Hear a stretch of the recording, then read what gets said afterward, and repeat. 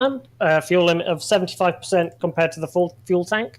It's hopefully to give you a little more time in the pit stop so that changing tyres isn't quite so much a penalty. A lot of new drivers. It's a great track. We've got the new day-night system coming in. We won't see too much of that, but cloud coverage is going to make a massive difference to track temp. It's going to be interesting.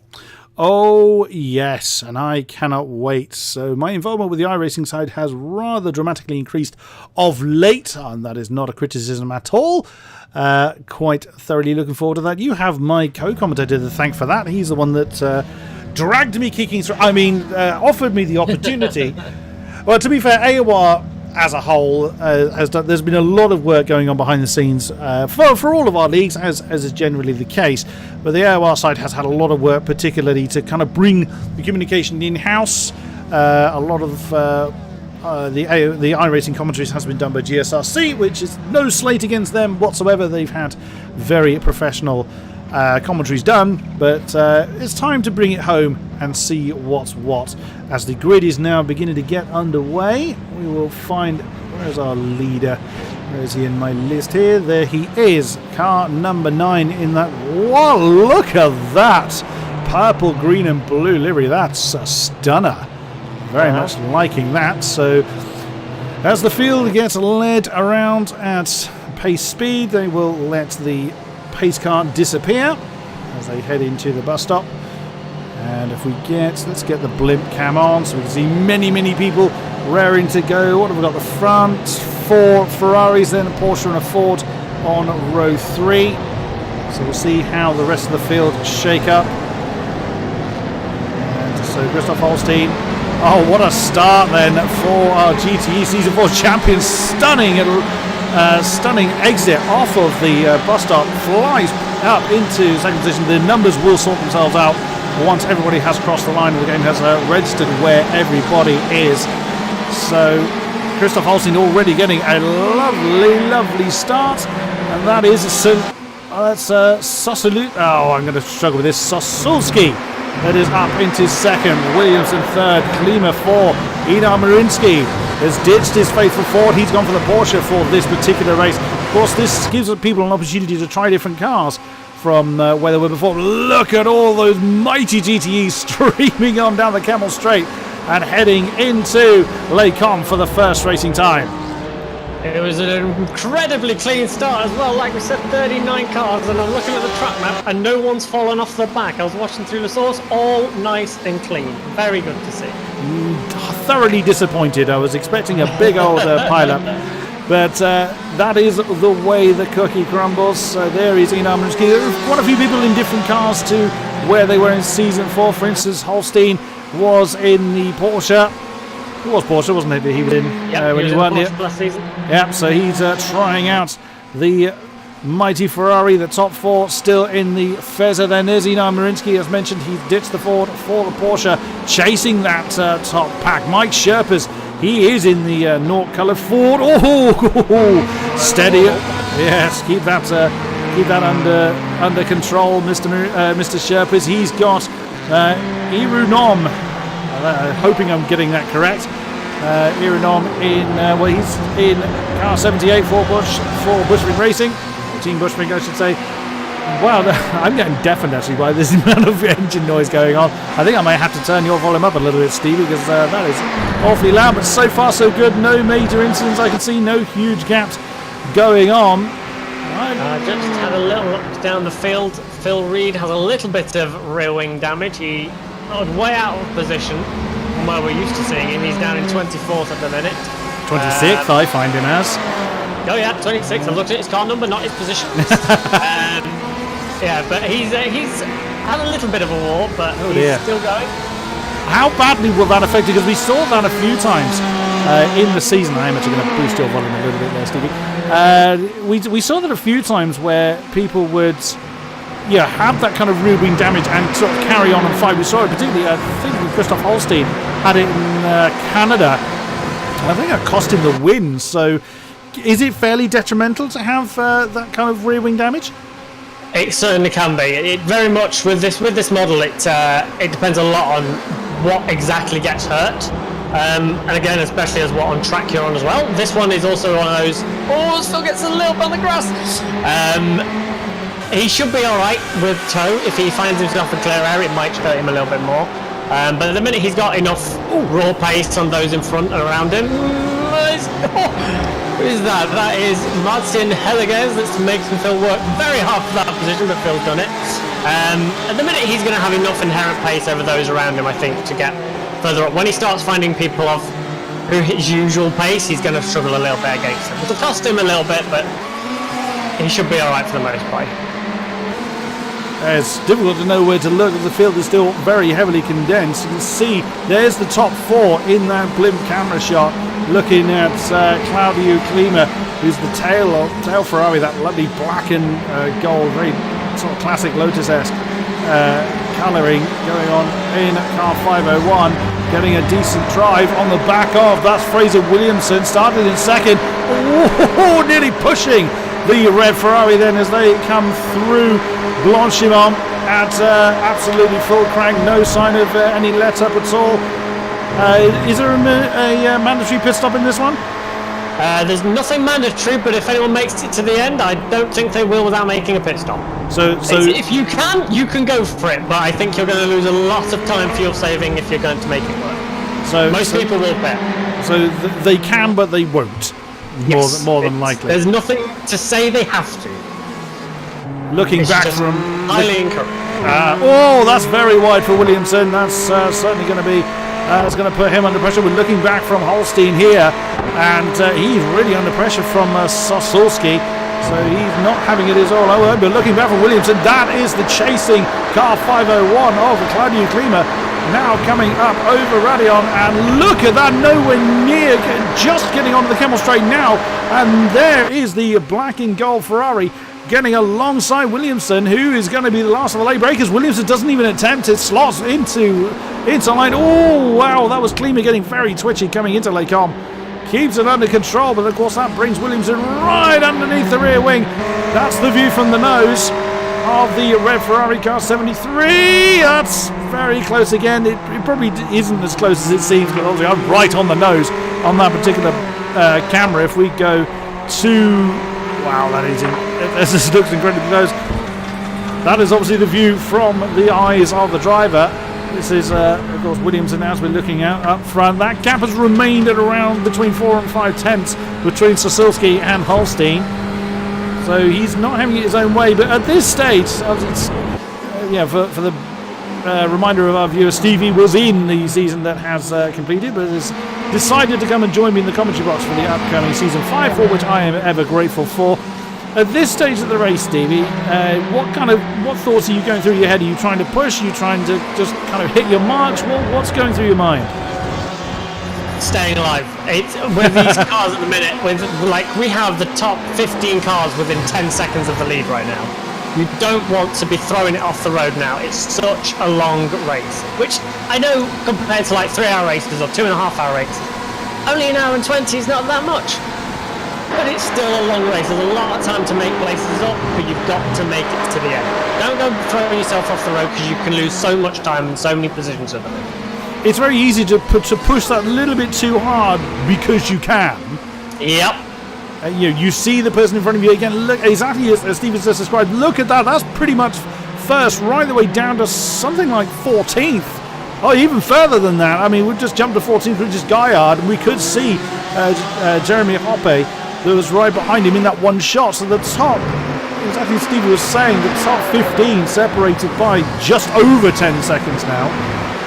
And looks like Sosulski is, look at that, that's very, very close for Sosulski. And although Klima, actually, if we look on the gearbox of Klima, he's still very under much, I can't get my words out at all. Oh, that was, again, very close between Klima and Williamson. It does look like that the Klima's kind of, I wonder whether car 501 is running a bit less wing, because that car is very slippery in the straight. But seems to struggle when coming into Les Combes. So again, what kind of downforce configuration is ideal for someone like Spa? Generally, in these cars, you just run the highest downforce you can. Okay. Because you don't gain as much of an advantage with the slipstream. You get the slipstream regardless, and it's not that much of an advantage to run that lower downforce. The only places you do that is kind of Daytona, Monza, where it is a lot more focused on straight line speed. So here I suspect most people will run higher downforce. Something that I found interesting was I went on board with Dan Sissulski up towards Lake Holm on this previous lap, and he was on the rev limiter. So I don't know whether he's not got that straight line speed to get past and keep up. You can change the gearing in these cars. You can make them longer as you see fit. If they're all running similar setups and similar speeds, it may be difficult. Well, indeed. I mean, I would have thought you want long gears for somewhere like Spa. Yeah, but it's equally, if you shorten the gears, you get better acceleration. If Chris is running at slightly better acceleration, he gets to his limit at the same time as Dan behind, who's just maybe running that slightly longer but slightly less downforce. You're not gaining. It means he's going to have to do a lot more in the corners. He's going to have to work a little harder to get close. And it's not like he's got someone that's not very successful to get past, is it? Let's be fair. It's the two-time reigning champ. If he beats him, great. Welcome to the league. But it's going to be a baptism of fire, I think. Yeah, that's a shoehorn straight into the pro category. A little bit further down, we've got a gap from 10th to 11th. 11th, Godefroy is dropping off the back a little. We've got our own little train forming here. So there is Marvin Sluman in the Ford with Krista Brojcek, Felipe Gaillard and Jeremy Hoppe. Is it Hoppe? I'm going to go with Hoppe. Yeah, they look like they're running the kind of VEC colouring. And Marvin goes straight past Godefroy into the leg calm, and that was amazing. That was a lovely move. He's got him. The Ford under. Can't surprise he's got the move done. And again, that's looking back from Sluman. That's car 41 in 11th place. And there you saw De Bruyne getting a little bit deep, coming into Bruxelles through the no-name corner. That's a lot of pressure. I mean, are you mindful of how many cars are behind you, or do you just kind of concentrate on your own line? Generally, you want to just focus on your pace. But make note, know that they're there. Don't turn in on them if someone goes for it. But you don't want to be focusing too much on them, because then you put extra pressure on yourself, which is only going to lead to a mistake. What's happened to Foku? Foku has gone off somewhere, and he's out. Foku is gone. We're going to do an instant replay and see what happened to him. He's had a moment through Pouon. Oh dear. Oh no, that is unfortunate for Foku. He was very quick last season in GTE, and unfortunately he is at a bump. There is one fast repair in this race. He's going to get towed, but once he's fixed, he can get back out there. It looks like as well Sarah Dove is out. I'm not sure what's happened to her. Unfortunately, my replay button's gone a little bit mad, so unfortunately we did practice that bit, but I've gone and forgotten how that bit worked. So don't worry about it. We can fix it. We'll fix that. We'll make sure that element is sorted and rehearsed for when the league begins. That's triggered off the incident list, isn't it? You can be, or you can also just do an instant replay in the camera. Which I didn't do, which I should have done. So apologies for that. Hopefully I'll get a chance to practice that a little bit further on. Also, I'm noticing there's movement around Dahlstrom and Gaydemeyer. That's around 8th position. This train here. So we are looking at car 16. That's the black and red Ferrari at the tail of this train. He's lost that position to Gaydemeyer. And Enel Marinsky. Hello. That's Enel Marinsky on the inside. Oh, is he? Oh, beg your pardon. No, he's the. Oh, who was that? That's Williamson. What's happened to Williamson? He's hurt or he's out or something. I'll have a look. Yeah, let's see what's happened to him. He was. I didn't. That looks like he's parked it. Yeah, that he was just coming to a stop. I wonder whether he was like. Yeah, I think I just tried to get a bit more on Williamson, but that didn't seem to go well for him, unfortunately. But yeah, we just kind of saw him draw to a stop, which is a little bit strange. Yeah, that's either a panic or something's gone wrong, or it's weird. That wasn't a crash. That was a bit strange. He wouldn't have blown his engine up or anything like that, would he? No, it's quite hard to do that unless you do something silly like changing to first from like 150 miles an hour. Well, that'll do it. You should be all right. That will definitely do it.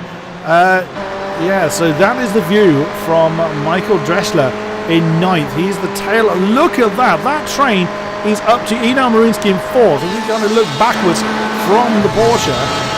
Oh, wow, that's wide. That's Aeronom in the next Ferrari line. Just look at that train. But oh, and he's gone deep into that last turn that's going to compromise Ziggs here, but no one had the space to do anything about it. Now there goes Aeronom on the outside, heading towards La Source, and the Ford, that is Gadamer, I think it is. Oh, that's... Oh, wow. It's gone for it. Gadamer, wow, talk about opportunistic move, as Nom put himself slightly out of position trying to attack into La Source. Then Gadamer shot through on the inside and claimed that 5th position. Great effort then from Gadamer. He was a real strong contender in the series we've just the season we've just done. He's already having a go at Einar Marinsky. Now he's jumped out of the slipstream, but then you've got the Ferrari of Nom that is in the slipstream with the Porsche, and oh, has he got anywhere? He's not going to go try and he's not going to try and part the waves and go in between the two, and there goes Gadamer slicing through into 4th position. Brilliantly done. He's got a bit of a gap to close down to get to Klima in 3rd. It's about 6.5 seconds there or thereabouts. Wow-wee, Dominic Gadamer is on a charge. That was some really smart driving from Dominic. It was a brave move at turn 1, because it's very easy to sneak through on somebody and then not see you, and then there's a crash. But fair play to Einar. He saw him coming, left him the space. It wasn't Einar, sorry, it was Aero. Didn't turn on him, he left him space, and it set Dominic up a treat up towards Lecombe. And now he's got clear air. It'll be interesting to see what pace he can do. He started down in 12th place, so he's a bit out of place considering like he would usually be right up there, top 5 at least. So this could be interesting to see where he goes. He's got 8 seconds or so to make up to the top 3. But he can do it, I'm sure. Absolutely. It's certainly proved himself to have the pace to close down that kind of a gap when he's not under pressure. And what's happened to Phil Bedford? Let's have a look at what's happened to Bedford. He suddenly dropped off my radar. I'll have a look for you. Fetching white and pink Ferrari, unless it's just a lag moment that's dropped him down. Yeah, he's just disappeared from me. I can't see what happened to him. Oh dear! So a disconnection then for Phil Bedford. It's a shame. He was he was a strong AM contender, I believe. Was he not? He won the AM championship. Yeah, well there you go. He was a very strong contender then. Indeed. So whilst I just do try and sort of concentrate towards battles towards the sharper end, I do try and get as many people as I can some bit of airtime, especially when they're in a decent battle. But it's quite hard when there's this many of them. That's why I'm here. That is why I've got the God of Stevie next to me. Another battle that's forming is 2nd and 3rd, Sasulski and Klima. It's getting close. Holstein still is just over a second. It's taken him this long to build up. Now either Holstein is just kind of biding his time, or he's just hasn't particularly got an answer to Sasulski at the moment. Well, what's your kind of thinking on that? I mean, Holstein's got the fastest lap, but not by a great deal over Sasulski. Slightly slower by 0.5 tenth than the chasing car number 3. Will Holstein be biding his time at the moment? I doubt it. I suspect he's pushing as hard as he possibly can. Knowing what Chris is like, he tends to just go for it. If he can get out of slipstream, he'll certainly be trying to do that. That's his best shot. Round about the 1 second mark is where you start losing it. You really start to gain the benefit from like 6 tenths back. Okay. But within a second, you're just picking it up a bit. So if he carries on at this rate and can get rid of Sasulski, he will have a much easier time of it, I'm sure. But I mean, when you're within that train, it's quite easy to just sit and follow the car in front and let him punch a big hole in the air. And you would just sit behind and follow and let him pull you along. It's when these lot pit, then it'll get a lot more interesting. I don't think at the minute Dan's interested in trying to pass Chris. I think at the minute he's probably more concerned with Klima. So he's playing the defensive game rather than thinking about trying to make the move. And Klima is getting very close. That's just over 3 tenths between cars 3 and 501. So Klima could well be the Romanian looking to put the... Oh, what's happened to Marinsky? Marinsky's lost the place. He's just been passed into the bus stop by Aeronom. And Mike Sherpas as well nearly had him as well. I think Marinsky is struggling a little bit. He drove the Ford last season. This is, I think, is his first race in the Porsche, so probably still getting to grips with it. And with these changing track temperatures and changing weather conditions, and with this amount of pressure as well, it's not going to be easy. This isn't where you want to be learning your car from. I say that as he's in 6th. Well, there's no better way to kind of put it to the test, is there? But look at that, look at the gap that Nom's already got. That's just over a second, or around about a second, but he's not concentrating on that at all. There goes the Ford of Mike Sherpas then on the outside, streaming on down the Camel Straight. Then there's the Ferrari of Dahlstrom.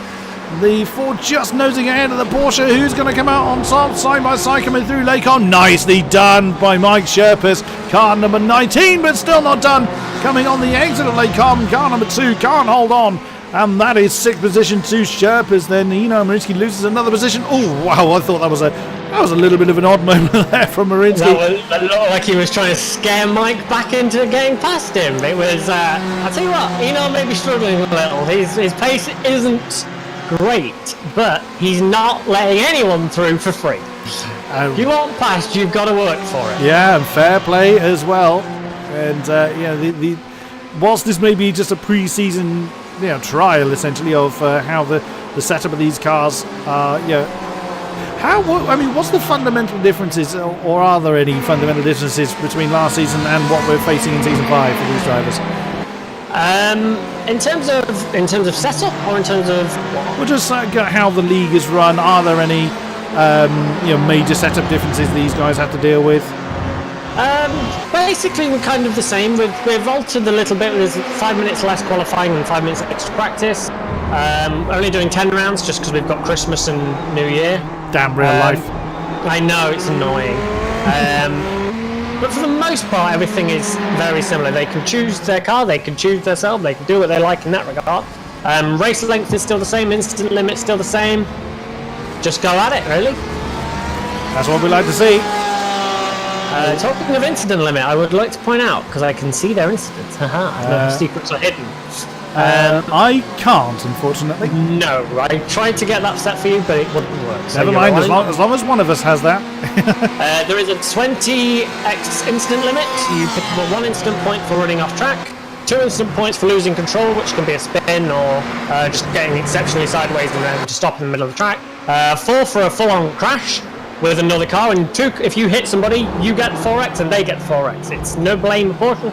You both touched somebody, you both get the instant. Yeah. Sam Blackwood is on 19 at the minute. He's currently running in 21st place. He's got just under an hour to go, and if he has 1 off the track, he's out. And right behind him, go on. There's no coming back from that one. Once you're off, you're off. That's it, yeah. Oh, Sasulski's lost that third. He pretty much let that one go. It looked like it on the Camel Straight before they got to Lake Com. We were seeing Klima side passes. Godefroy has lost a position. Oh, that was very slow, the moment there for Godefroy. Or maybe it was a slow moment for Hoppe, maybe, in 12th position. They weren't going particularly well. But they're all running that VC livery. They are, aren't they? Working together, I think. Although okay. we did see there was points last season where they may be teammates, but they still want to beat each other. Yo, didn't we just? Yeah, team orders. Kind of Oh, what's happened to Helligers? Something's happened to Helligers. Let's see what. See if I get the replay function working. Obviously, that's 27th is where he now is. There he is, car number 10. Although that says 43. On track. Has he had enough? Yeah, he's just pulled over. That's his day done. Yeah, okay. Don't know. Maybe a technical difficulty that he felt he was making him unsafe to continue.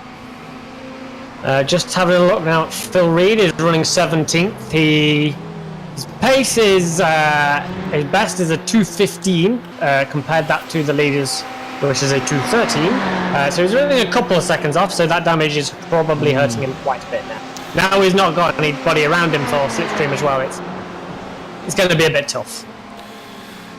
Eno Marinsky still on the back of Mike Sherpas as a battle for 6th position. The Porsche challenging the Ford with Ferrari hot in tow through. There you go. Oh, wow, just they look so twitchy. I mean, they may well look, feel more in control than it looks to me. But through a route over Radion, then onto the Camel Straight. Here we go again. Marinsky now has nosed ahead of the Ford, and that's Andreas Dahlstrom that is keeping his, keeping an eye on things. The Ford manages to get back up into 6th. Oh, that was close. Sherpa's just biding his time, didn't panic, kept a level head, and back through into 6th position for the Ford. Nicely done. It's interesting, isn't it? We thought was struggling. And yeah, Mike he's just passed him and pulled a little bit of a gap, but that slipstream, you make any mistake and that car back in, it's so easy to just stay with that car in front. It's so difficult to break the toe, although it looks like Chris Holstein up front has managed to do it. He's got 1.5 seconds clear now, which will be music to his ears, I'm sure. So here we go then. We are, what are we, 10 laps down, 10 laps done, and still we've got just these big groups. Well, certainly this big group going on. That's Sherpa's in 6th, down to De Bruycek in 11th. Then the another 3-car train, as you can see at the bottom of the shot, that is Hoppe, Goyard and Godefroy, 12, 13, 14. And then Chris Bell a little bit off the back of that. So still lots and lots of cars in very, very short succession. Sosulski hasn't fallen too far off the back of Klima, so you're saying the slipstream is affected to around about 6/10? Oh yeah, Sosulski is wrapping it up right now. It's Christmas lunch for him in terms of slipstream. He can just easily just sit behind Klima and just let Klima pull him along. It may be that he's just not bothered to fight Klima. If Klima's got better pace, let him go. Let him, you bring the Holstein back in. I'll just follow you, and then I'll pick up the pieces if it all goes wrong. So, how does that affect kind of fuel usage? Is the car working dramatically less if you're in the slipstream for an extended period of time, or does it not really make any difference at all? It depends massively on track. Daytona was a big difference. Daytona was very much a strategic race of you want to be in drafting and you want to be slipstreaming for as much as possible. But the moment you fall out of slipstream, your fuel consumption goes right up. Oh, that's close! Oh, Marinsky and Sherpas again. Marinsky's gone back up into that 6th position. But goodness me, that was very nearly impact between the Porsche and the Ford. Car number 2 back up into 6th place then. Still has Sherpa, Dahlstrom and Dressler. Michael Dressler at the back of that pack now in car 137 in that black and orange Ferrari. And there's the Ford of Marvin Sluman right behind them, so he could well get involved in this battle. De Bruycek, he's got that Porsche coming with him, so that pack could well get a little bit bigger. There's that previous pack of 3 we mentioned of Jeremy Hoppe, Felipe Gaillard and Alexander Godefroy. So big old pack there, exactly what you said earlier. I need to get that name right. Sosulski. I will practice that emphatically in between now and when the league is due to start. So car number 3, Sosulski is pressing on. I think we have a big representation for Team Bushfink. I seem to remember you mentioning, Stevie. We have, from my last count, at least 8 Team Bushfink. Oh, who's that? Cars. Who's that? There's off. Someone is. That's not. Is that Foku? No.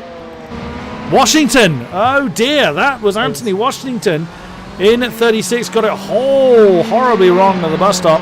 He's now finds himself a lap down, so that hasn't gone well for him. We're already down to 28 cars. We started with 30. Well, one of these cars is actually listed as you, Stevie, so technically 38. But yeah, it's a big grid. Even so, it's 29 cars is pushing already what we were at max of last season. Yeah. I'm amazed that there are still battles so far up and down the grid. I just by chance went down to P20, Stefan Kamke. He's in a 3-car fight with himself. He's not fighting. He's in the fight. With him, Richard Brenneman and Cohen Van Eyck. They are less than a second between the 3 of them. That is your AM class from last season, and they are, after 25 minutes of racing, nearly 30 minutes of racing, they are right near each other.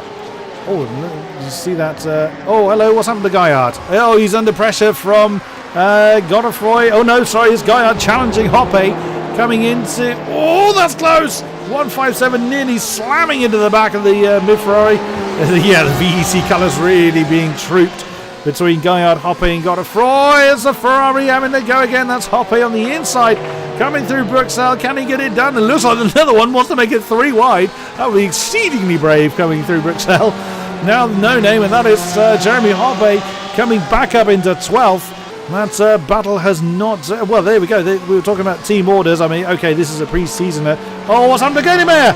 What has happened to Gaydemeyer? I'll tell you what happened to Gaydemeyer. Gaydemeyer has been disqualified. Oh, no. You were talking about the incident limit, and we're about to see it happen. And that was Washington's car right ahead of him. Oh, he hit him. Oh, Gaydemeyer. No, no, no, no, no. That is not how you go racing. So what a shame for Dominic Gaydemeyer. He was absolutely charging through the field. And then to fall foul of the incident limit. It's certainly like that. But now I know how the instant replay button works. You're not going to escape me this time. Oh, Hoppe and Gaillard again. Oh, that's Blanchimont. Oh, and then you've got Godefroy getting right in there as well. The three of them separated by less than a tenth. And look at that. What a move by Gaillard to jump up into the middle of that particular pack. And here comes Godefroy again to try and get back into the pack. No, oh my goodness, that would be an amazing move if Gaillard can do it. He's nose ahead of the Ferrari. No, the Ferrari had a good drive. That's Hoppe that's gone back up into the lead of that particular train. Can Godefroy then come through and take the next position? No, that's still Gaillard on the outside coming through. La Source now back down towards Rouge and Radion. Who's going to come out there? No, Godefroy's got a slot behind Gaillard. These three-way battle. Yeah, 13 laps these guys have been fighting for, and they are still fighting even now. Great effort. What's happened? Another one seemed to have fallen foul. What's happened to Sam Blackwood? I suspect Sam has been disqualified. He has. He just kind of vanished before he even got to the bus stop. So, hello. That's Dahlstrom on Einar Marinsky. And again, it's difficult to keep up with all of these battles going on. Now the Ferrari, they've got a lot of work to do. The three of them, look at that. It's Dahlstrom is the Ferrari in the middle of this pack. That's Einar Marinsky in the Porsche. Car number 2 that leads this small train. Sherpas has lost that 6th position to Dahlstrom. Nicely done with the Ford, keeping the pressure on the Ferrari. Well, at least the 3 cars are a different mark. It's easier for me to actually commentate on them, saying that. Oh, and right behind them, just can't quite see, is Dreschler. So there he is in the 137 Ferrari. Can't see from the chopper cam because the tree's in the way. Onto the nose of the chasing Ferrari car 137. He definitely wants to get involved in this particular pack. And there in the background, you just saw Marvin Schlumann in the Ford. It's nothing out of the ordinary for him to get involved in this particular battle. Oh, wow. If this is what the season is going to be like, I cannot wait. It's going to be good if this is what we've got. I'm amazed by Einar. He was struggling so much early on, but he will not relinquish those positions. Someone passes him, he gets him straight back the next lap. Really, really good defensive driving. Just to shout out as well, Marvin Schlumann didn't race last season. His wheel broke the week before the first round. Oh no! So he's gone the whole season, without racing. His first race back, and he's running in a very competitive P9. Something happened to Suominen, I think, or did he just lose a position? He might have just lost the position, actually. Trying to see what happened to him. I don't think anything particularly happened to him. Oh no! Something's happened to Gaillard, though. What's happened to you? He's got a very heavily dented back wing on that Porsche. I think I haven't gone back far enough to see what happened to Gaillard, and that's him losing the position to Godefroy. He's hit something very hard. He lost it really early on. And we'll go back and find it for you. Oh, they had a crash! Oh no! They crashed. Oh my god. There was Gaillard and Godefroy. Godefroy on the inside of the first part. Gaillard on the inside for the second part. Oh, Godefroy loses it. He flipped Gaillard into the tyre barrier on the exit of Les Combes. Ouch. Marinsky's just lost that position to Dahlstrom. So Dahlstrom was actually at the back of this train only 2 or 3 laps ago. He's now right at the head of it. And with Einar Marinsky, he's been on that kind of... Well, it doesn't look like there's any obvious damage to the Porsche, but for whatever reason just hasn't quite had the pace of those around him, but he's always found a way back through. So once again, Einar Marinsky in a position where he's having to fight hard to try and return to the back of the top of this particular pack, so we'll see if he's able to do it. Of course, there's Mike Sherpas pressing hard, and Dressler at the back of this particular train biding his time, waiting for it to all go horribly wrong ahead of him. There's Sluman, who didn't gain a great deal ahead of him at the moment, but if they carry on fighting, they could really slow them down and bring the Ford into contention as well. Absolutely, this is some incredible driving, and the other thing to consider is tyres. Now, tyre wear on iRacing isn't actually that harsh. It's not like the Pirellis we see in Formula 1 that can fall away very quickly. These, you have very intense peak grip, and after a couple of laps they start to fall away, but they stay at that kind of level for a long time. And if you can just back off in those early laps and let those tyres not put as much stress through them, it can pay off quite a lot in these later stages. So maybe that's what Dahlstrom's been doing. He spent a lot of this race just in this battle, and now Enol's had his fight with Mike, and they've all been squabbling and putting more stress. Maybe he's now decided now is his time to show his hand. That car ahead, I think, is Anthony Washington ahead of this particular pack of four, so he'll be he needs to get out of the way of them because they are bearing down on him pretty damn quickly. Rouge. And you can see how the Ford is bouncing around, struggling to keep the traction through Radion now onto the Camel Straight. How is this one going to play out? We've seen many an overtaking manoeuvre. Here comes Marinsky again. Is he going to try and attack Dahlstrom for that fifth position? No, he remains in position this time. Actually, all four of them remain where they are. We haven't looked up front for a while, so once these guys kind of mind their own business a little bit, let's just check in on where our leaders are. There is the... I love that livery on car number 9, Christoph Holstein. Hopefully he runs that one or something similar. So he continues to lead by just shy of 2 seconds from Claudio Klima in 5:01. Then it is car number 3 of Dan Sulski. Will wrap my tongue around that eventually, probably in time for the race to finish. Then it is a bit of a gap, 10 seconds back to Irunom in car 78. And then it is Andreas Dahlstrom in that particular pack we've been looking at. A little bit of a gap forming between the Porsche of Marinsky and the Ford of Sherpas, as you can see there. But that Porsche are once again, Einar Marinsky is just not letting go of the lead. He wants to drive this train all the way to the station. He's not wanting to let anybody else have a go. That is what it looks like for Marinsky on the nose of the Porsche. What is he going to do? Is he going to try and get in the slipstream and make a move into the bus stop? Let us see. He is gaining on the Ferrari slowly but surely through the last part of Blanchimont. Tiny little bit of lift. You ain't going to leave that flat, and certainly not with the cars this heavy. And no, he's a little bit too far back to try and move into the bus stop, but he's certainly keeping himself very much in contention. Absolutely, and just for reference, if you get the line right, it is flat, but it's scary as hell. Surely you need the car a bit lighter than where they're going to be at the moment, no? You would be surprised how much grip these can generate. You certainly don't do it flat if you're following another car, because dirty air will throw you into the tyre wall. Very high speed, you don't want that. No. But Blanchimont and Eau Rouge flat pretty much every time if you can get the line right. Yeah. It's a big if. And you know when you've got it wrong. Oh yeah. Usually by screaming and tyre smoke and so on. Oh, something's happened to Dressler. He's fallen off the back of this particular pack. And there he is. He's losing a position to Sluman. What's happened to Michael Dressler? He's suddenly miles off the back. He was 3 seconds slower in that last lap as he hit something, and the car looks okay. Just double check if car number 137 has done something wrong there. I will have a look for you. Why, thank you. Oh, yep, he has made a mistake going into the bus stop. How far back was that? Let's see if I can bring up the replay. Oh, that was quite a way back. You're probably looking at the full minute, I think, at this point.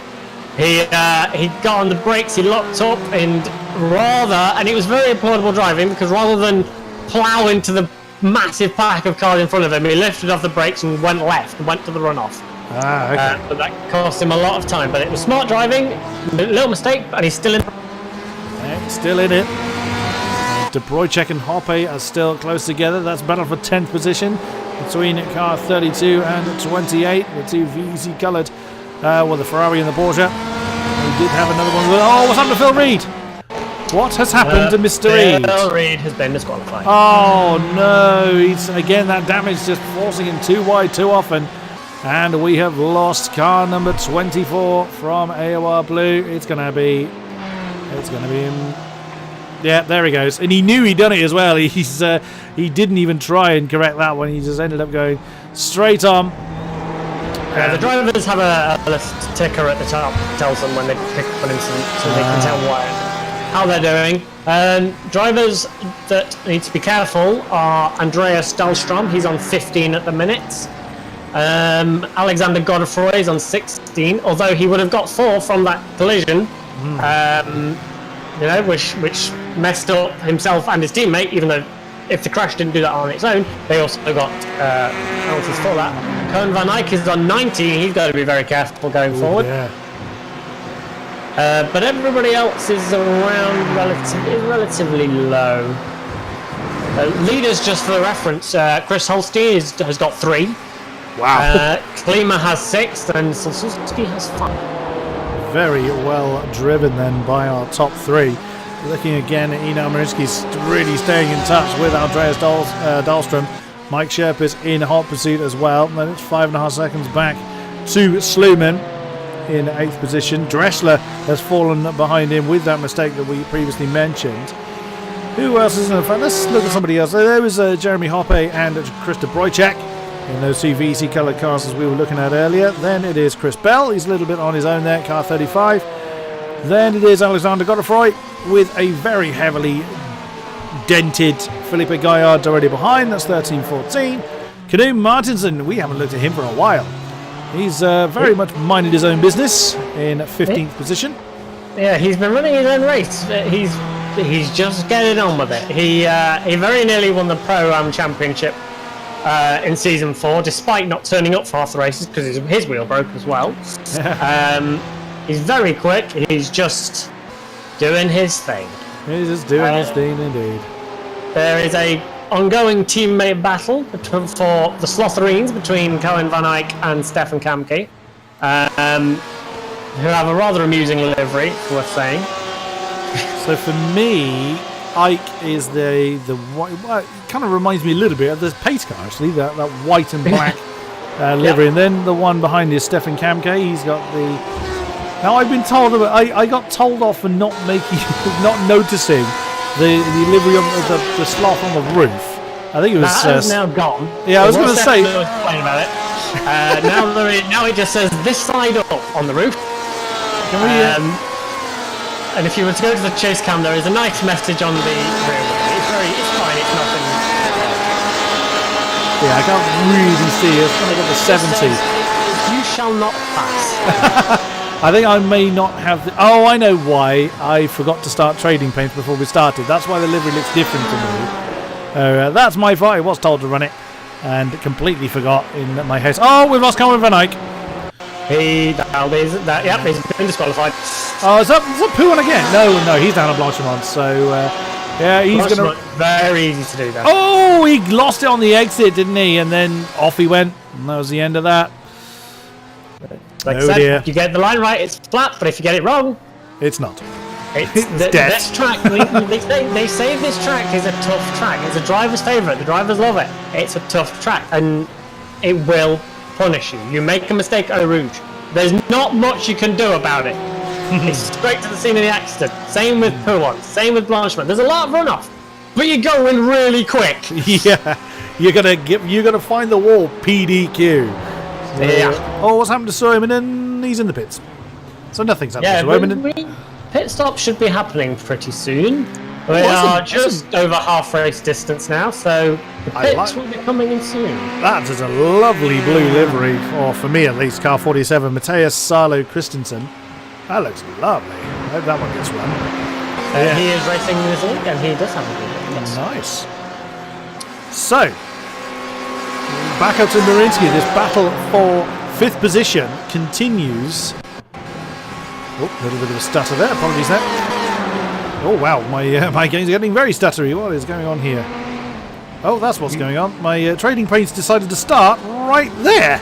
That was okay. That's not what I intended it to do. Sorry about that. Why it kicked in at that particular moment. Oh, that looked like Sluman coming in. Yep. Car 41, Marvin Sluman for V3 very Racing. Well spotted. In he comes then. Oh, that Ford does not sound nice on the pit limiter. I'm sorry, but I'm not a fan of the Ford engine note by and large. I've never made a secret of it, but on the rev limiter, that sounds horrid. Yeah, it's. I'm not going to sound what it sounds like. It's not good. The stream-friendly version is it sounds very much like a cement mixer. Yes, let's say that. I just as we're watching this battle, Marinsky, Mike Sherber's colour magically changed because, of course, now my trading paint is actually doing what it's supposed to do, which it should have done earlier. But like I say, I forgot to start at the beginning of the race. Now suddenly Mike Sherpas is running that orange and black AOR branded livery. There he is in car 19. That does look rather fetching. And if you were to now click on Marvin Sluman, you would see that very same livery, because they are going to be teammates. Well, for the moment, it's still running. That's a default livery on Sluman for me. That red, white and blue liveries. That may change as time goes on.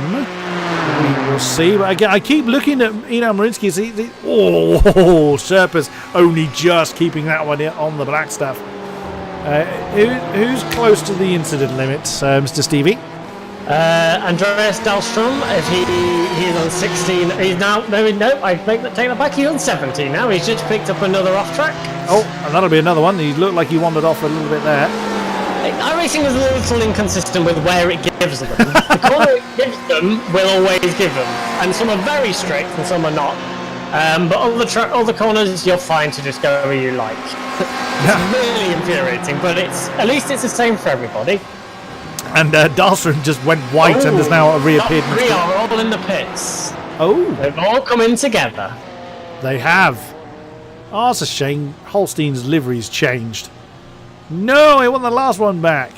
Actually, it actually looks like on that view that Holstein slammed into the back of the pace car. I know that's technically not possible, but it just looks like he hit the back of the Mustang there. Oh, I think Dan is taking tyres. He's been lifted up on the jack. Oh, he has. Yeah, good spot. This will be interesting. Oh, there's a lot of people coming in the pits now. Look at this lot. So that is a Dressler now leads in the Privateer 137 Ferrari. Then it's De Bruyne second. Oh, there's a Ford that's out of position. I'm assuming that's it's not Foku. And must therefore be it's not Alec Hudson. Who is that? It's Christensen. Yes, of course, that fetching blue livery. Car 47. He's about to be a lap down. So Dressler, Holstein has come out in third. Klima is at 1.8 behind. Yeah, so Sasulski did indeed lose a considerable time, which you would do. I mean, what's the pit lane loss if you take tyres? Well, I'm not sure he did, to be honest, because he had the exact same pit stop time as Holstein. Oh, okay. So maybe he just took. I don't know. I'm confused as to why they raised him up on the jacks. You don't usually get raised up. No, indeed. From through the pit lane, Holstein was 45.3 seconds, Klima was 46.1, and Solsuski was 45.6.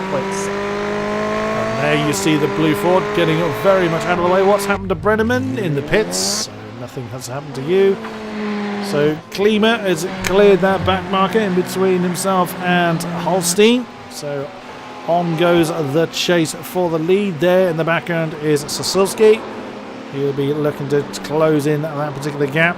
Whether it has or hasn't. Can you change 2 tyres or must you change all 4? You can change however many and as little as you like. You can change 1, you can change 3, you can change 4, you can change 2. So maybe, unless he's changed like the left pair, for instance. All I will say is I've only ever done 2 and I'd never do it again. It is terrifying. You have if you change the front, you have so much front grip and a rear end that can't handle it. Yeah. It becomes very difficult to drive. But I'm not. They're better drivers than I am, so they know something I don't. Dressler and De Bruyne come in. That's of course going to hand the lead back over to car number 9, the Swiss double champion of Christoph Holstein. And Klima, there you see the top 3 resuming their position. Of course, the overlay will catch up once the next lap is complete. I tell you who's lost out a little. Mm-hmm. If you look at the gap from where Eno Marinsky is compared to Andreas Dahlstrom, and he had a little bit of a bigger gap to Mike Sherpas until Mike made a little mistake just down at the bus stop. Mike has lost a little, it looks like, to Andreas. Yeah, okay. So, yeah, that gap has definitely gotten bigger between certainly Sherpas and Dahlstrom. Not completely on his own.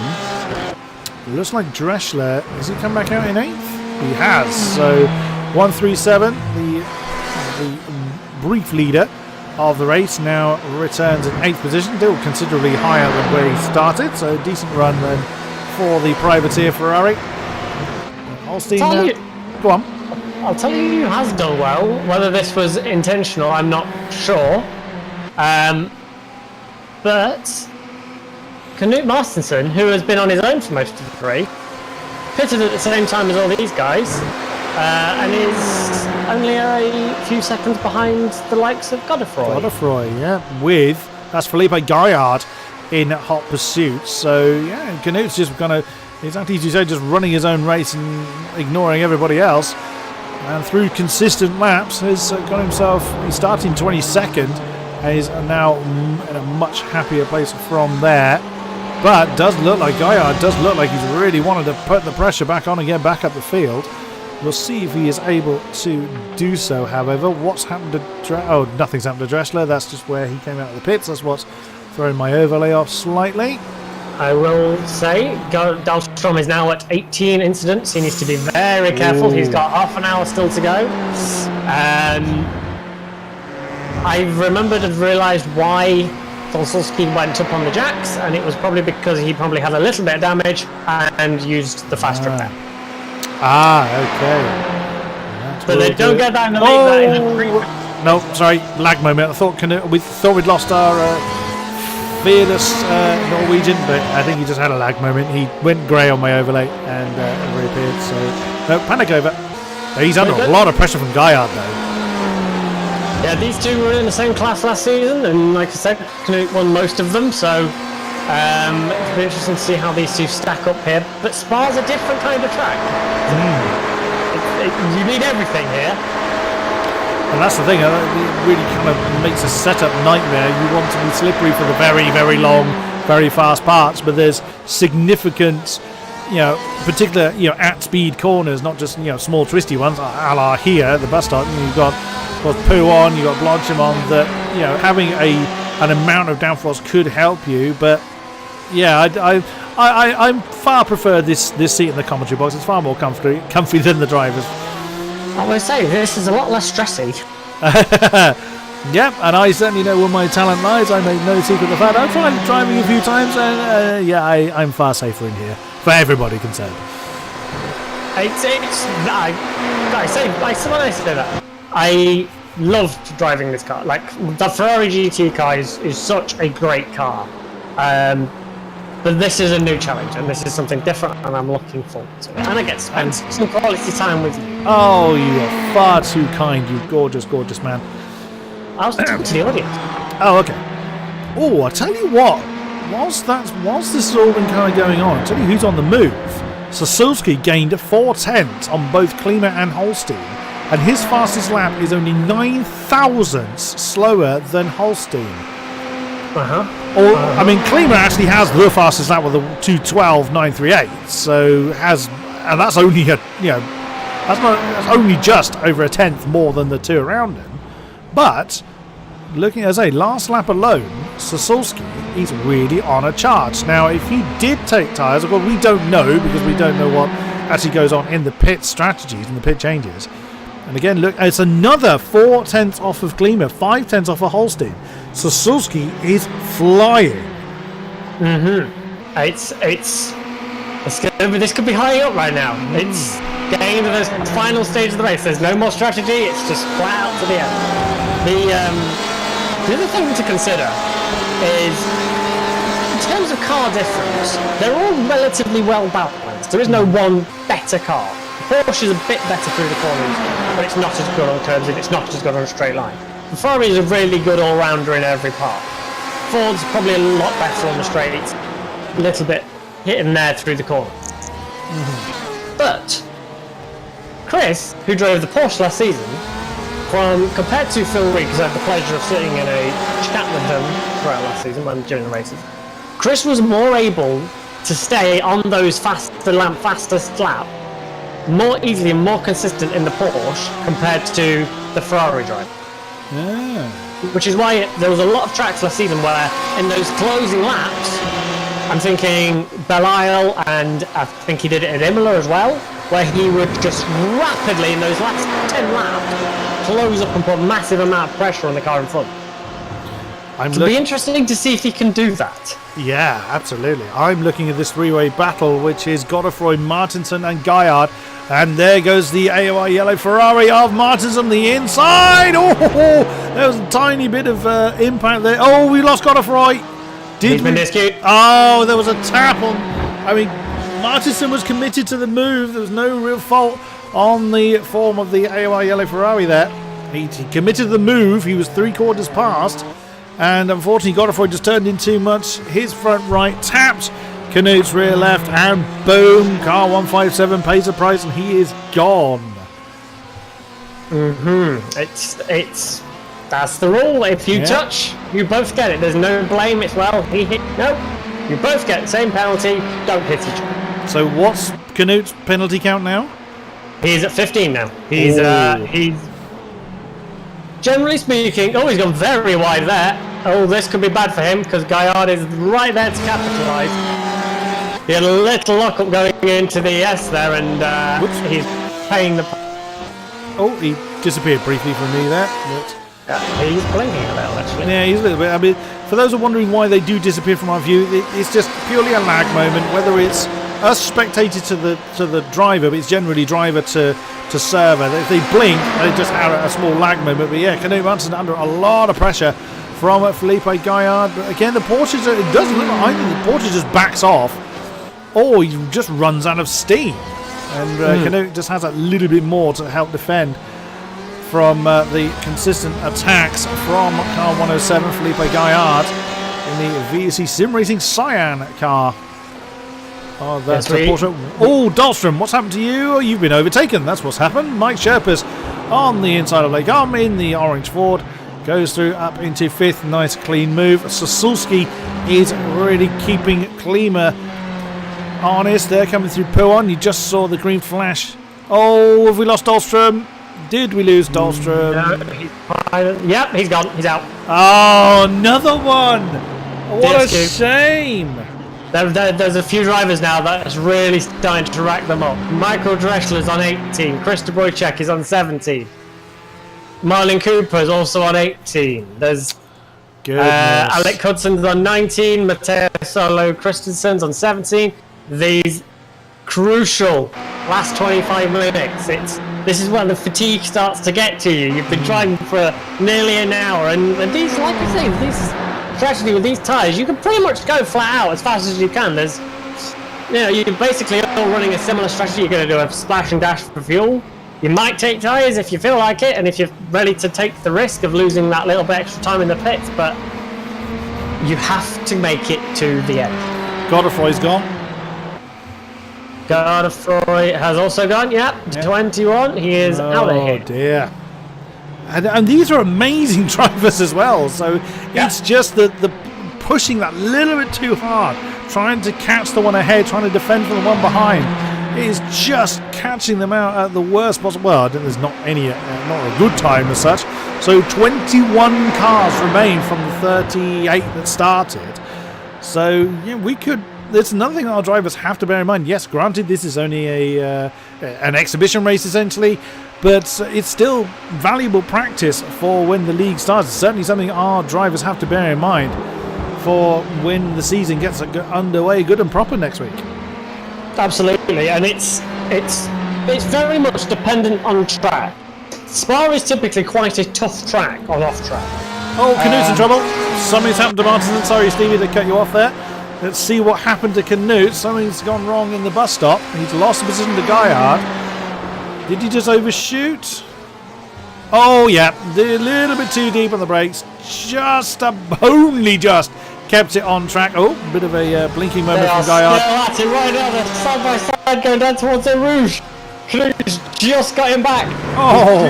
Got back. I got the position into the source, but had an oversteer moment coming out of it, which then set Knut with that little bit extra grunt that the Ferrari gives. It's still not over though. Knut's going defensive down towards the cone. God's going to go to the outside. It's possible if you've got the better brakes, and he looks like he's going to give it a go. Oh, still going. Porsche's had to get out of that. Ferrari's still going. And Knut Martinsson defends that 12th position from that charging Porsche. Gaillard has a look on the inside of Bruxelles, does not commit to it, and think we've lost Suominen. Or he's just having another pit stop for some reason. Now down to 17th position in car 25. Oh, Holstein's had trouble, I think. Or he's made a mistake somewhere. He's suddenly got a lot of pressure behind. Or unless it's just a case of the other guys have been pretty hot.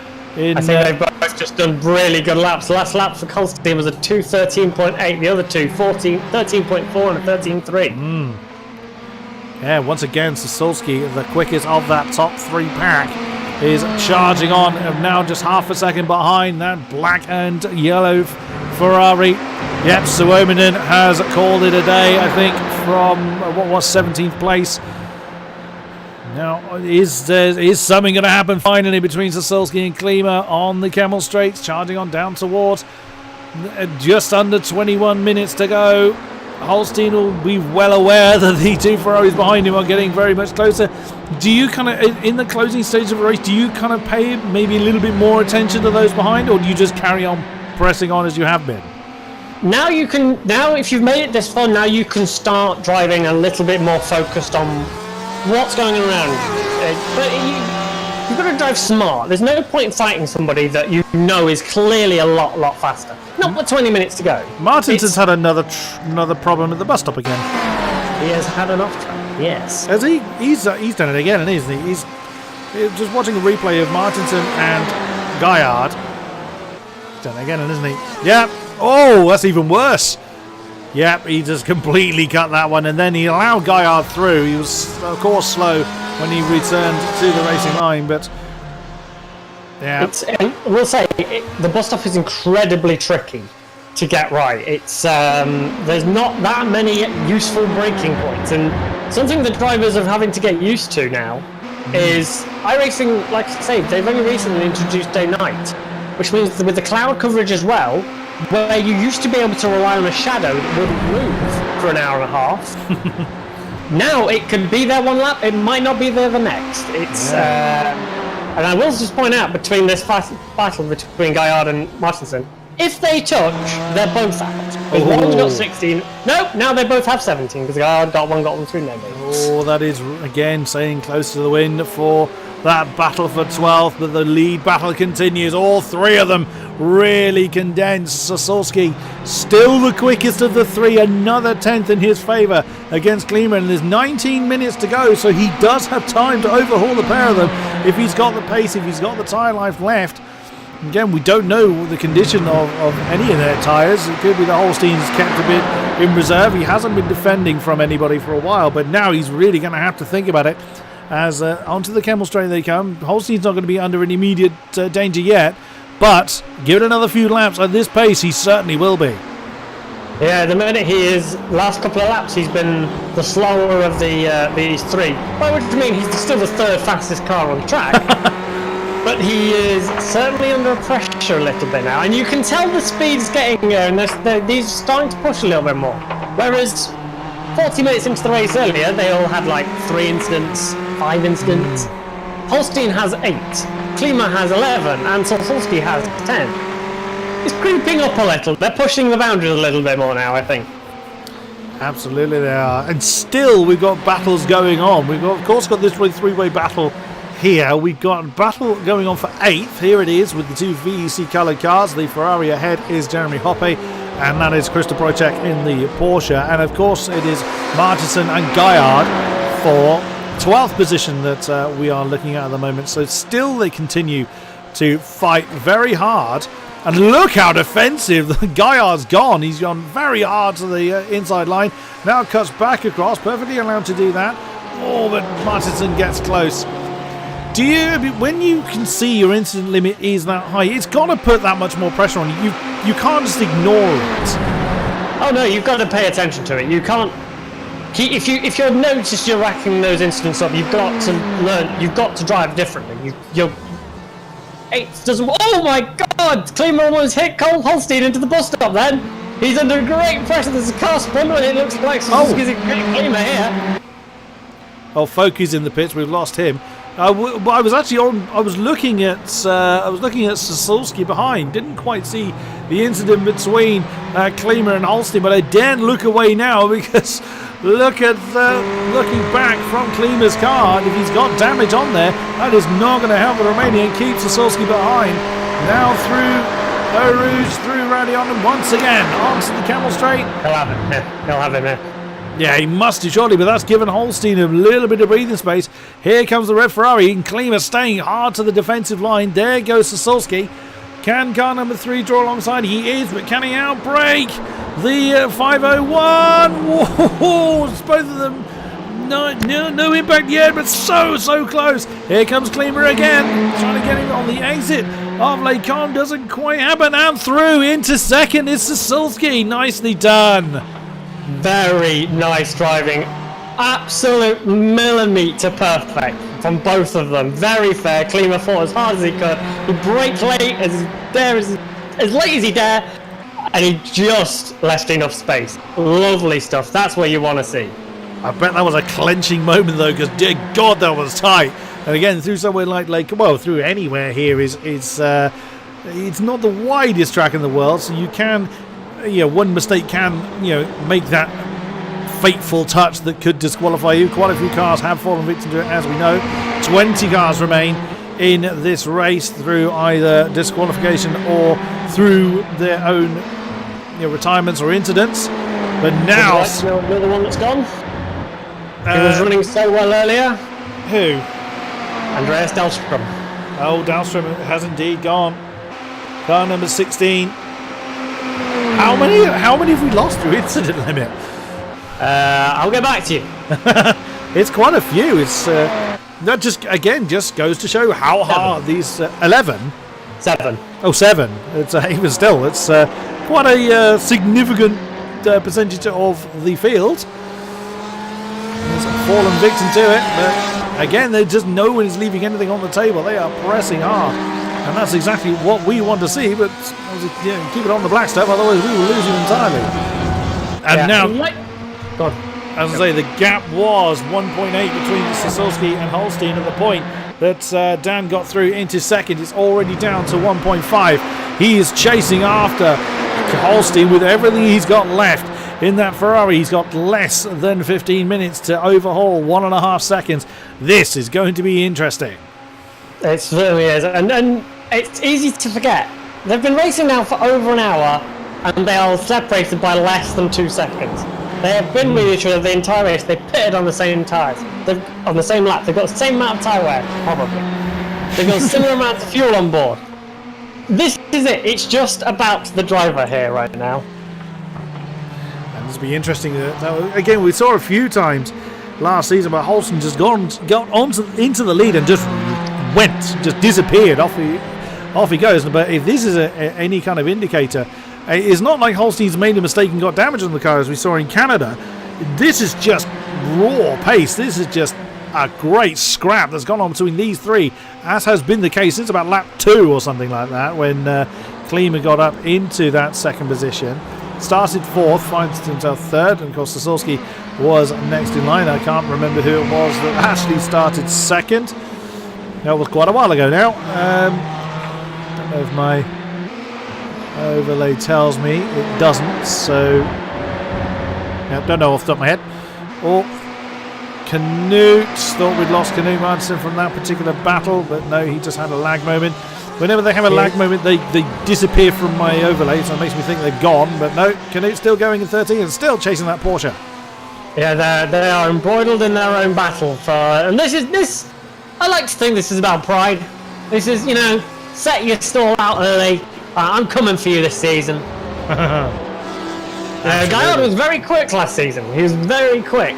But here we go. Look, sorry again, Stevie. The top battle the top battle. Holstein no longer has a second gap between himself and Sosowski. He might do after the drive. No, he doesn't. Sosowski gained 6/10 on the leader last time around. Klima lost 2/10 on Sosowski. Actually gained a few tenths on the leader. So that gap, first to third, he's only 1.2 seconds even now. But looking back, I mean, Holstein won't be under immediate threat yet. But he'll know that car number 3 is getting bigger and bigger in his mirrors. We're going to have to start to see how well Holstein can defend. He's got over 10 minutes with which to defend for. And see, 10 minutes sounds like a long time. That's 5 laps. There's 5 laps here, yeah. Yeah, it's and there's with slipstream so powerful, and now Dan's within that critical 6-7 tenths range. Now it's going to be difficult. Spa is not that easy to defend around, because if it's slipstream, it's slipstream. That you make your move and you hope you can outbrake. Yeah. Again, they're not under immediate pressure for instance, are they? The top 3? No, the highest is Dan. He's on 12, but he's fine. Yeah, so they've got incidents in hand, so they know they can push hard. I mean, if they were about to be disqualified, we'd seem to be a bit more cautious. No such issues for our top 3, but still, every corner, every braking zone, Sosowski is getting ever closer. That gap continues to fall. Oh, well, that's a long way off for Sosowski. That'll be another one on the list, I would have thought. Nope, that is perfectly fine. Okay, so around Stavilo, you can get away with that one. It's, like I say, it's inconsistent. It's quite annoying when you're learning a new track. Yeah. Nature of the beast, unfortunately, but that is the way it is. But look at Klima's really falling off quickly from this particular battle. Now up to the bus stop once again. Holstein, look how close he's getting. It's Sosowski. That's less than 6/10 between cars 9 and 3 of Holstein and Sosowski. Klima doing what he can to hang on desperately in 5:01. He's doing a decent job, but he's outside of that 1.3 behind Sosowski. So he's out of that kind of DRS range. Who is that they're catching up to? That is Alec Hudson. No, Alec Hudson, yes. He's a lapped car. He will be moving out of the way when these lot come through, I'm sure. I would imagine so. That's on the nose of Sosowski then.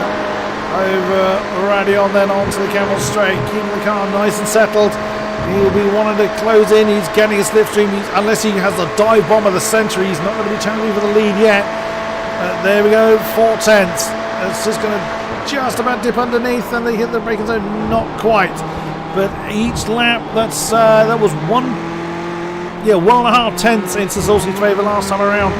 So the pressure definitely on him. I would imagine the tyres, if they didn't change them come the pit stop, I would imagine Holstein's tyres, if he didn't change them, would be pretty much screaming by now. They're not, like I say, they're not too bad. They don't get down to, they don't ever really get down to like the canvas. Okay. Or they don't get that far down, but once you go past sort of 40-50% wear, then they start to struggle. And I only ever had that once in doing this, which was at Silverstone, and it was front left, and it was not happy. They should be all right here, but they won't have optimum grip. They will be sliding around a little bit. We've lost another from the race. I think it's a person we haven't actually looked at all. Jamie Smith was 17th, car 45. Has gone. I suspect, let's double check if that's another incident limit. It is not an incident limit. What's happened? Could well have done, but I daren't look away from this battle for the lead. Sorry, Jamie, but I'm afraid all eyes at the moment are on this lead battle. It's been brewing for so long, and here it is. It is now taking shape. As you can see on the overlay, 5 laps to go. That would have started at the beginning of the previous lap, and again Sosowski getting very, very close, but not able to challenge just yet. That's the view from in-car Sosowski.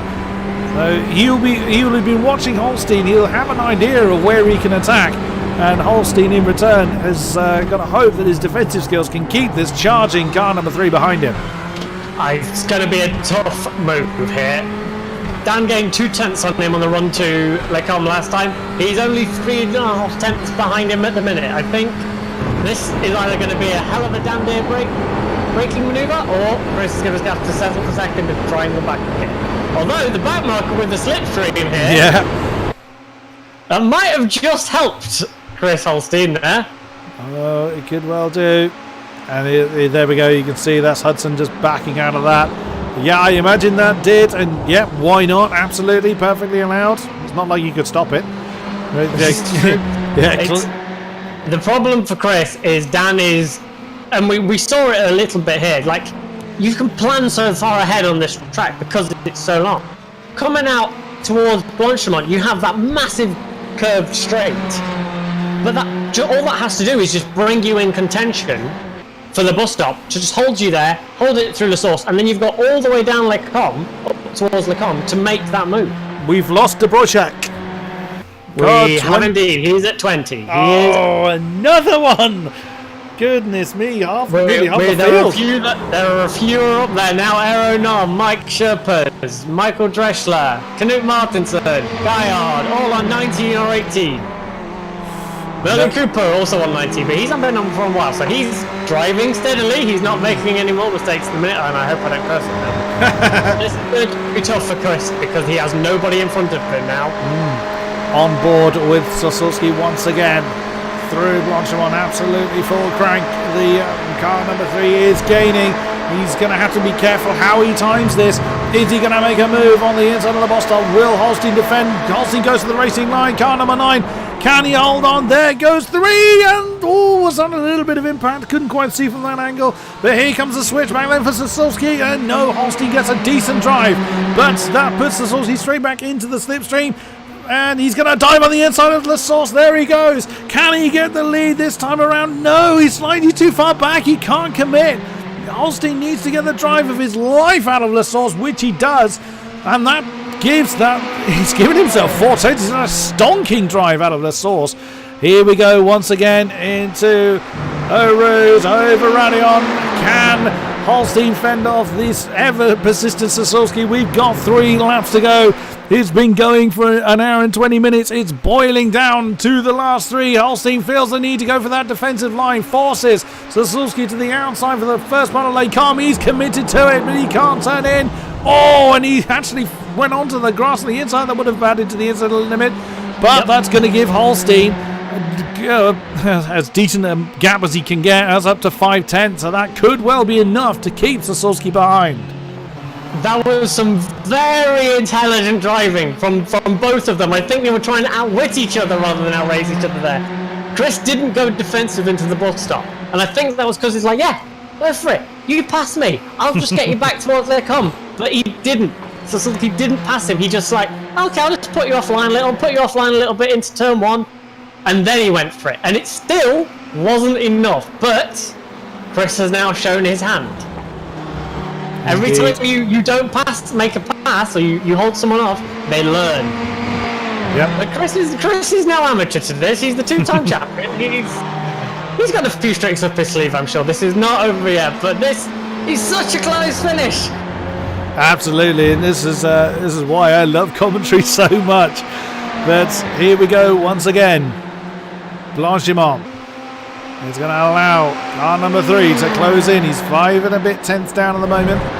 Not going to try and move. Klima is nowhere near this, so unless Holstein and Sosulski come together, he's Klima's not. Oh, Holstein's got deep. Oh, he has. But he can't cut underneath it. Sosulski, brilliant parking there by Holstein. Sosulski couldn't cut underneath him. There was a wild Ferrari in the way. Here we go again. He's going to try and cut on the inside of the source. No, he sticks to the racing line this time. Oh, but he sewed his nose. He made himself very aware in the mirrors. This time that puts him within 2 tenths. Or within 3 tenths rather, of the race leader. Now this is going to be Sosulski's best opportunity. We're on the penultimate lap. Here we go once again. Eau Rouge, Radion. Now is when Sosulski needs the drive, and here he comes. He's going to jump out from the slipstream at the last possible minute. He's got the momentum. He's going to have the lead, but it's going to be how they come through Lake Com that's going to matter the most. Holstein is still alongside. How on earth did they not touch? I don't know. Look, I dare say look more than judgment, but wow, that was an incredible move. Holstein there had to be clenching going on. There's no way that they were just cool as cucumbers coming through that. But finally, the lead has changed on the penultimate lap to Dan Sasulski, but now the roles reverse. Holstein will know where he's got to charge, but he's already half a second down on Sasulski. So let's see if Holstein's got anything left in that Ferrari to answer. It will be amazing if he does. This is the first time he's been behind a car all race. He's had very little experience in this race of what his car's like in dirty air following another car. I don't think he's going to have, based off how far he's dropped back so far, I don't think he's got an answer to Dan's pace at the minute. He's already out of that kind of slipstream sweet spot, so that's going to make it harder. We've lost Merlin Cooper from 15th. That's another one fallen. Unfortunately. I assume that's incident limit again? It is indeed. Another one falls. That's going to leave us with 17 cars. That's literally half. Yeah. During all that, Canute got past Gaillard. They're still together, but Canute's ahead for the time being. Final lap is about to begin. Just 2.25 minutes for these guys. Still half a second. Holstein just hanging on to the back of Sasulski. He's going to take a mistake, really, from car number 3 for Holstein to take the lead, but he is in the position he needs to be. For the final racing time, down to Eau Rouge come these guys. Holstein is gaining in the slipstream. Up they come over Radion and onto the Kemmel Straight. Is Holstein close enough? He is, but is he gaining quick enough? Sasulski thought about making the defensive move. He's gone to the racing line. Is Holstein going to dive? He's made himself. No, he doesn't commit to the move. That's quite wise. He was a little bit too far back. But that, of course, brings him back in contention. It is going to come down to the line. It's car number 9 just piling the pressure on. And it's in these dying moments where mistakes can easily happen. All Chris needs to do is stay with him. If he's got to run through up towards Blanche, it's not over. It's not over yet. Although Chris running very wide, they're both up to 15 on the instant limit. Wow. Imagine that, disqualified on the lap. It's happened. We've seen it happen. Disqualified on the final lap. I'm not sure it's happened from the lead, but there goes Dressler. We've lost Dressler from 8th. Yeah, it's done. He's out. He's 20. Exactly what we were just saying. Yeah, disqualified in the last lap. Yep. I haven't seen it from the lead, but I'm sure it's happened. Yes. And last race of season 2 at this very track. Second and it wasn't quite the lead, I think, but it was second and third. They collided out of the final corner. Oh no! Literally meters from the line. Yep. I think Dan is going to have this. It does look like it. Chris is gaining, but he's not gaining enough. I don't think Chris will have anything negative to say. That was a stunning effort from everybody that survived. Into the bus stop once again. No mistakes made. And it does look like it is going to be, and there it is, your winner here at this pre-season race in Spa is Dan Sasulski for Bushwick Racing Pink, car number 3. Christoph Holstein, double champion, takes second for Comrade Gaming in car 9. Claudia Klima's already disappeared. Car 501 for Geodesic Racing. There you just saw, I think it was Iro Nom. There he is in the car 78, will take 4th position. Mike Sherpas, it's been a while since we've looked at Mike in that orange Ford. Here he comes, car number 19, V3 Racing, takes 5th. Einar Marinsky in the Porsche is going to take 6th position. In car number 2. Here he comes. And it's just amazing how some of these battles dispersed and some just never relinquished. There is Jeremy Hoppe, car 32 in the VC covered Ferrari. Armin Sluman in the next V3 Racing Ford, car 41. He's going to take 8th. Chris Bell, didn't see you all race long, sir. Well, I saw you very near the beginning. Started 18th. He's going to finish 8 positions up from there. Nicely done, car 35.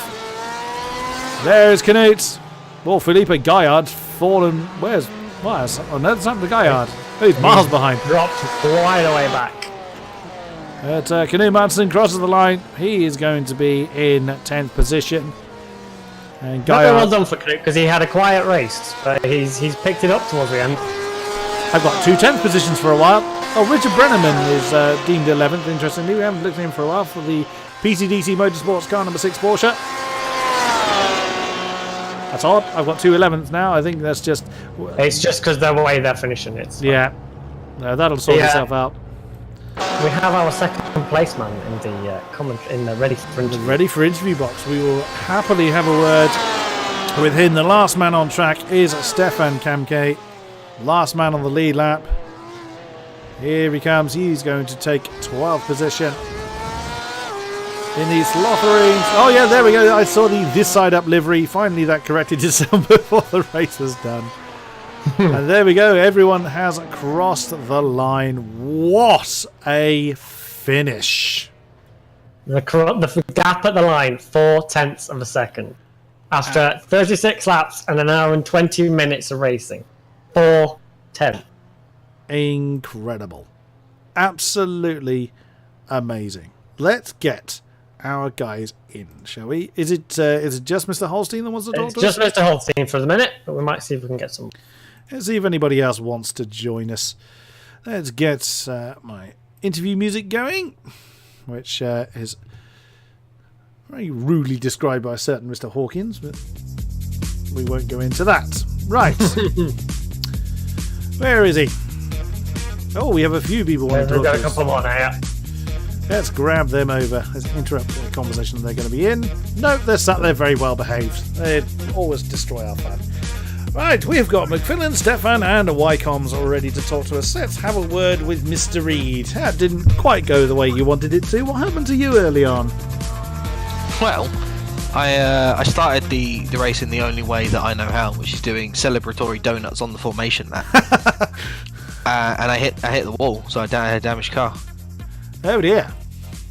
So that must have been quite a difficult thing for you to kind of manage. Were you looking to try and carry that to the end, or were you looking to pit before the incident limit struck?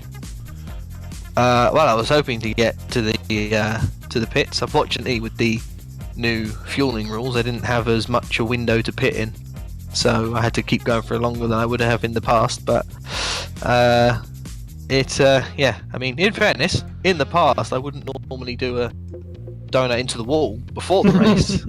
So, seesaw. Well, lesson learned for the league to come. We'll hope so. Stefan, hello. We don't often get to see you in the box. Welcome to you. Hello. How was that race for you, sir? Actually quite good. Last finish on lead lap, as always. Yes. But 13th out of 39 starters, as always, slow and steady wins the race. How are you? Sort of. How are you feeling ahead of the season? Are you confident on where you might place, or is it too difficult to tell at the moment? Well, it's the third season in the third car, so trying to learn a new car again. I'm really liking it. Looking at the competition, it will be even tougher than the last season. So season 3, I sort of won the AM Cup just by showing up. I was by far the slowest, but I just finished. Last season, competition was fierce, finished 4th, again just by finishing. And this season, I just hope I get a lot of good battles and improve my racecraft. That's basically. Awesome stuff. And finally, our second place finisher, Mr. Holstein, joins us. It looked like you had a lot of work to do there. It was just like a cat and mouse game really for the whole race. It seemed like once I got Dan and Claudio out of my slipstream, I think I gained less than half a tenth a lap or something, and it was just so close all race long. And after I was still ahead in the pits, after the pits, I felt like, okay, let's just continue this, and then you're fine. But I have no idea how, but Dan was ridiculously good on his tires in the end. Really, that was just, I had no answer to it really. So that was a bit frustrating, obviously, to lose it on the penultimate lap. But yeah, it shows really that we're getting some new fast people in the league, and we're going to have a very exciting season ahead of us. Indeed. Anything from your side, Stevie? Chris, how do you think your race as a whole compared in the Ferrari to a normal Porsche race? Any major differences? Because Stefan's driven 03 now. He's qualified to have a say. You've now driven 2 competitively and could have potentially have won state. You didn't, but you could have. Yeah, I mean, I think I was surprised how well the tires lasted. Obviously, there was a little bit of a drop off in the end, as you would expect, really, but it wasn't as significant as I thought it would be. It might have been due to the track also changing, I think, during the race, I guess. But what I noticed really is like the brakes are way better in the Ferrari, or like way you can gain more time on them. But it's just really like it seems like the traction and a bit of the stability in general is really better in the Porsche. So yeah. Okay, I'm out of questions, Your Honour. I felt very excluded from that last question. Phil, how many cars have the 3 of you driven? I have driven 1. So Phil, how does the Ferrari compare to the Ferrari? You know, it's pretty good. I can tell you that a damaged Ferrari is not as good as a non-damaged Ferrari. We're glad you put that particular concept to the test. That's why I'm here. I think now's as good a time as any to wrap that one up. Thank you very much to those that have been with us throughout the chat. It's been a great pleasure to commentate for you guys. Thank you very much, Stevie, for tolerating me in the commentary box. A great pleasure to have you alongside me, sir. Thanks for having me. And I look forward to doing it on Friday. Oh, yes. This week for the start of Phil. Take it away. What is it this week on Friday? Christmas is Tuesday. No, it's a Monday, but whatever. I mean, let's not get into that. No, not now. Not now. Not the league. Okay. It's the start of the F3 League. Hey! It's the new one of the new open wheel cars on iRacing. It's replacing some sort of the Formula Renault 2.0. What track are we starting? Oh, you've put me on the spot now. I have. Hang on. Just Montreal. keep it rolling. I know it actually. Chris, what is it? It's Montreal. Oh, okay. It's Canada. Nice crabs. Yeah. I'm gonna enjoy that. So new car at Canada, and then next Friday we have the first round of this championship, which is at Imola. Monday. Uh-huh. You said Friday. You did.